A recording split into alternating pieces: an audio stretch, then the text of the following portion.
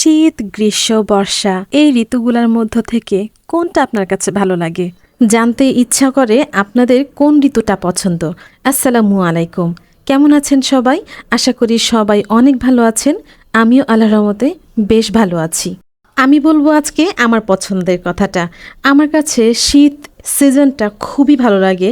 শীতের সময় ঠিকঠাক মতো পরিপাটি হয়ে ফিটফাট হয়ে থাকা যায়, বিভিন্ন সবজি খাওয়া যায়, আর খাওয়া দাওয়া করেও না শান্তি, কোথাও ঘুরতে গেলেও শান্তি, খুবই ভালো লাগে। গরমকালটা আমার কাছে কেন জানি একদম বিরক্ত লাগে। বিভিন্ন পিঠা তো আমার অনেক পছন্দ, আর শীত আসলেই তো বিভিন্ন পিঠা খাওয়া হয়, তো সেজন্য শীতটা আমার খুবই ভালো লাগে। আর শীতের সময়টাতে এই যে খেজুরের রসটা পাওয়া যায়, এটা তো আমার কাছে খুবই পছন্দ। প্রত্যেক শীতে আমি ট্রাই করি খেজুরের রসটা খাওয়ার জন্য। আজকে আপনাদেরকে দেখিয়ে দিচ্ছি কিভাবে খেজুরের রস আহরণ করা হয়। এখানে তো এক চাচা সুন্দর মতো গাছে উঠে বোতল বেঁধে রেখেছিল, সারাটা রাত রস জমেছে তার গ্যালনে। এরপরে তো সকালবেলা নিয়ে এসেছে। আমরা তো গিয়েছিলাম নওগাঁতে আমার মামার বাসাতে। মামা তো বেঁচে নেই, যেহেতু মামা তো বোনরা আছে, তারা তো 5 বোন, বোনের হাজবেন্ড আছে, তো ওনাদের সঙ্গেই একসঙ্গে সময় কাটানো। আর আমার বোনের হাজবেন্ডরা তারা সবাই এত এত আমাদেরকে মানে আতিথেয়তা দিয়েছে। তাদের ব্যবহারে আমরা একদম মুগ্ধ। মানে যাই তো অনেক বছর পরে, এবার তো প্রায় 2 বছর পরে গিয়েছি।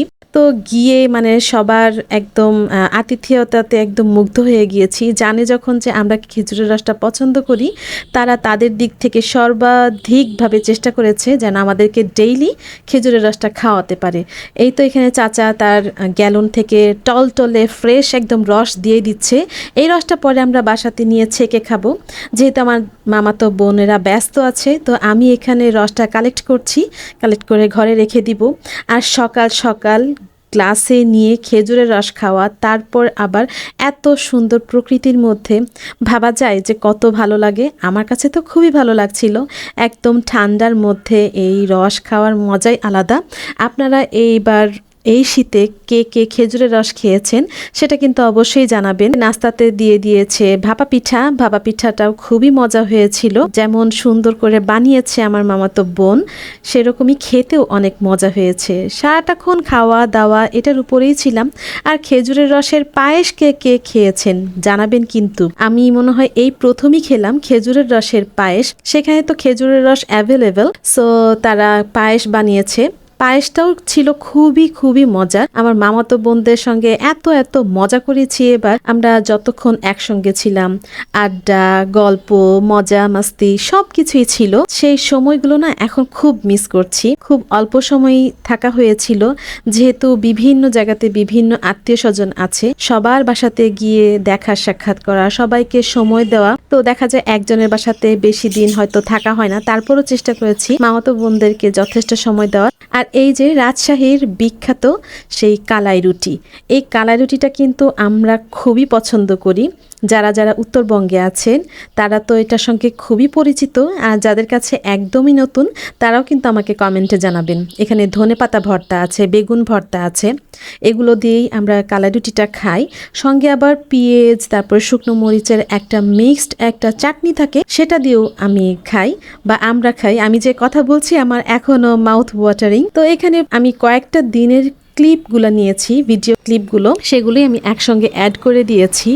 এখানে আমার মামাতো বোনের লাগানো পাতাকপি আছে, আমার বোন তারপরে ওদের হাজবেন্ডরা সবাই খুবই সুন্দর একদম বাগান করে, বাগানে ফুলকপি লাগিয়েছে, পাতাকপি লাগিয়েছে, তো সেগুলো দেখছিলাম। আর এটা ছিল কিন্তু আরেক দিনের ক্লিপ, আমি তো একটু আগেই বলেছি। তো বিভিন্ন দিনের বিভিন্ন ক্লিপগুলো যে একসঙ্গে কালেক্ট করেছি, তো আজকের ভিডিওটা হয়ে গিয়েছে একদম খেজুরের রসময় ভিডিও। সবার সঙ্গে এখানে গল্প করছি, এখানে আব্বু আছে, আম্মু আছে। আসলে ফ্যামিলির সঙ্গে একসঙ্গে সময় কাটালে না সময়টা খুব দ্রুত কিভাবে যেন চলে যায়। সেই সময়গুলো আবার কবে ফেরত পাবো, আবার কবে যাব, সেই দিন গুনছি। আর সংসারের ঝামেলা, বাচ্চাদের পড়ালেখা সব কিছু কভার করে সব কিছু টাইম মিলিয়ে মানে দেশের বাড়িতে যাওয়াটাও সচরাচর হয় না। খুবই মিস করি সবাইকে। আর সবাই যখন একসঙ্গে হই, সবাই তো জানেনই কাজিনরা একসঙ্গে হলে কীরকম একটা ধামাকা সময় যায়। আমার ভিডিও আপনারা কে কোথা থেকে দেখছেন সেটা কিন্তু অবশ্যই জানাবেন। আমার ভিডিওতে কোনো কিছু ভালো লাগলো বা খারাপ লাগলো সেটাও জানাবেন। আর আমার ভিডিওতে যদি কোনো ভুল ত্রুটি হয়ে থাকে প্লিজ ক্ষমা সুন্দর দৃষ্টিতে দেখবেন। তো এখানে তো চা খাচ্ছি, সবার সঙ্গে গল্প করছি, একসঙ্গে চা খেতে খেতেই আজকে বিদায় নিচ্ছি। ভালো থাকবেন সবাই। আল্লাহ হাফেজ। আসসালামু আলাইকুম।